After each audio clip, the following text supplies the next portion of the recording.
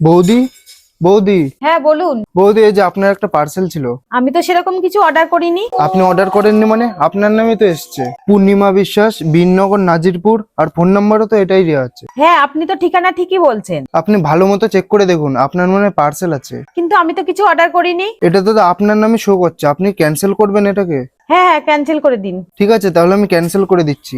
আপনার ফোনে একটা ওটিপি ঢুকবে, সেটি বলুন।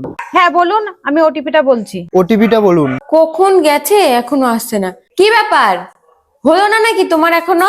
আরে দেখ না, একটা পার্সেল এসেছে, আমার না, ওটিপিটা বলেই আসছি আমি। ওটিপি? আরে এখন তো স্ক্যাম হচ্ছে। আরে দাঁড়াও মা, দাঁড়াও, তুমি একদম ওটিপি দিও না। কেন?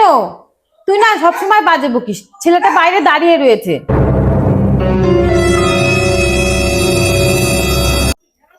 আরে কোথায় গেল ছেলেটা? কোথায় কোথায় ছেলেটা কোথায়? আরে চলে গেল। চলে গেল মানে?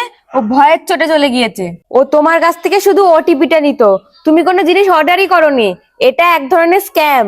একজন এসে বলবেন যে আপনি পার্সেল অর্ডার দিয়েছেন, তুমি তো বলবেন না আমি কোনো পার্সেল অর্ডার দিইনি। তখন তুমি পার্সেলটা ক্যান্সেল করতে চাইবে, আর ওরা তখন বলবে মোবাইলে একটা ওটিপি যাবে, ওটিপিটা দিতে। আর তুমি যে ওটিপিটা দিয়ে দেবে, সেকেন্ডের মধ্যে দেখবে তোমার ব্যাংক অ্যাকাউন্ট পুরো ফাঁকা হয়ে গেছে। এভাবেই ওরা সবার সাথে ফ্রড করে। তাহলে কি করবে? এরকম আর কাউকে ওটিপি দেবে না।